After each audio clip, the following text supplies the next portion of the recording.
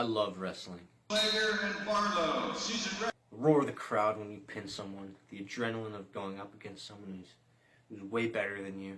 record 29-5. The mental fight that happens before every match. Cal has a 3.6 It's to die for. GPA. My name is Elder Hunter, and before I was a missionary for Jesus Christ and His church, I wrestled.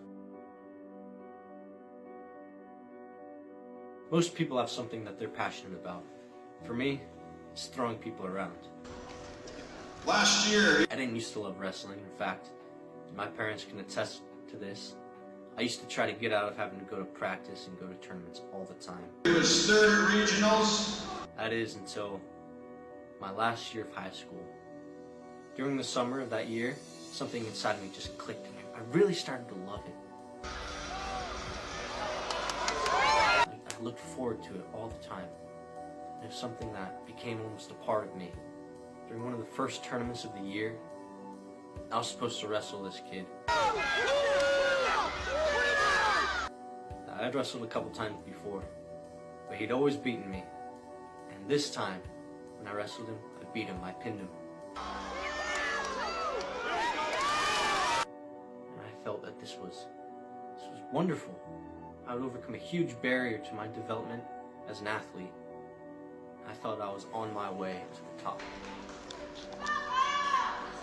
I started to think maybe my name will appear on the list of top 10 wrestlers in the state.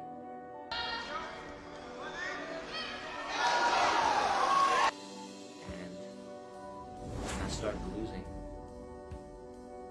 I started experiencing throughout the year a bunch of setbacks and a lot of disappointments in wrestling. And I admit I started to get a little discouraged.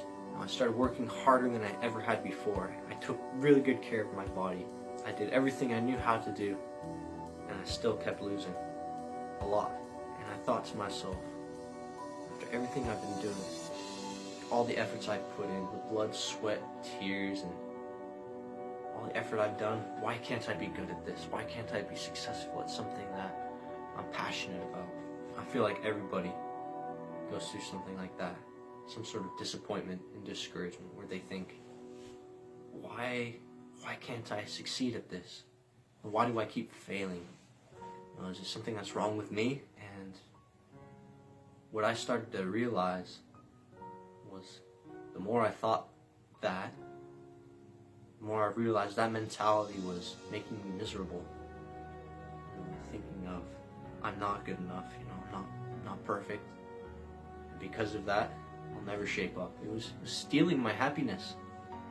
I thought, I can't let myself do this. For something like high school wrestling, I can't be miserable with that. So I came to the conclusion that I can only do everything I can do. And at the end of the day, I have to be content with the blessings that God has seen fit to give me.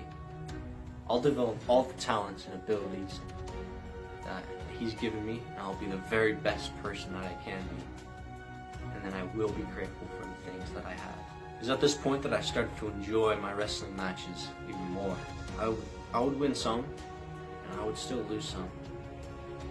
But I always learned something, and I was happy. My success in wrestling, or school, or anything, it didn't determine my worth in the eyes of my coach, or my parents, or more especially in the eyes of God.